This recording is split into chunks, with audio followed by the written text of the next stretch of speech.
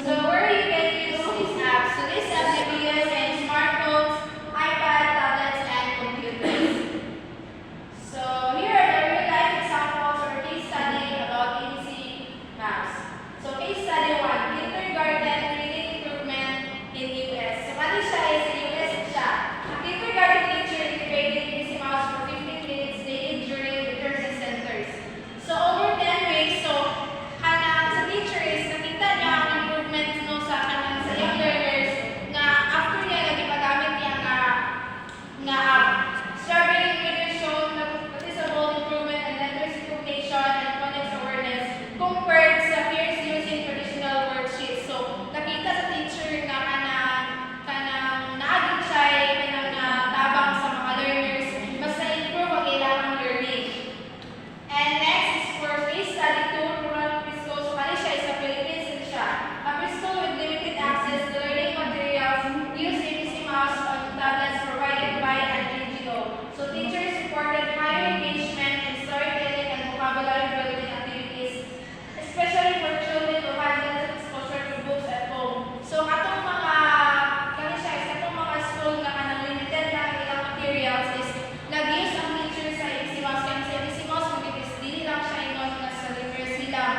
Dapat siya kanang mga speeches sa kanang both literacy and literacy. So kanang narito kanang pwede ka maka-make of story, pwede ka maka-make of story o pwede mo sila kanang read sa mga storytelling o maka tagal ng activity nga mas ma-enhance ko lang kanang mas ma-enhance ang ilang learning labi na katong mga bata nga dili kami kung mag-open ng mga libro like ang mga bata mag-discuss kanang mas more engaged kung sila if technology na kay mo na panahon sa sila. So next is case study 3, blended learning in the Head Start program. So in the Head Start classroom, ABC Mouse was used alongside hands-on activities.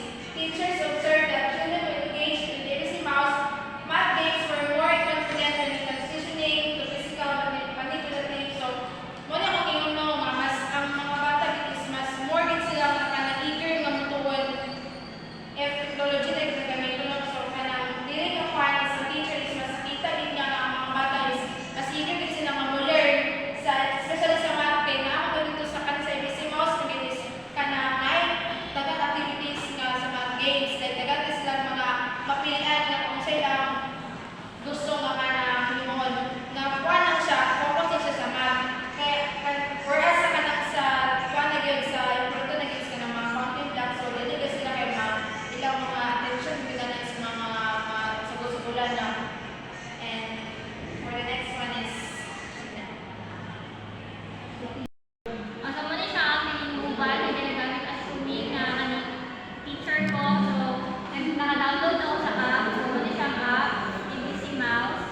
You can see, it is very obvious. So, mo ni siya ABC Mouse. So, kaning pag-click nyo mo ito, na-rendra. O, bang! Flash rin ng mga ABC Mouse. Mag-flash na mouse. So, diba? Mga kabata, very cute.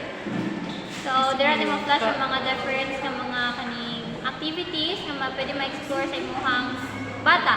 And also, I'm assuming ako na si teacher, so na di ako mag-classroom. So, pwede na ako na siya i-kuhan sa akong mga students. And then, na there are mga different kinds of topics na games dira, reading and writing na puts us about sa space, Halloween, diba? Different kinds of category about learning. So, dira. So, let's play example. Magdulat ta about sa kaning sa may chat nila o. Sige, go. Kani siya. So, and also guys, I forgot, kaning pag mag-open ka na ng ABC Mouse, is nara kay only 7 days nga free trial. So, kay na consume naman na to siya, hindi na takadula. But let's try again.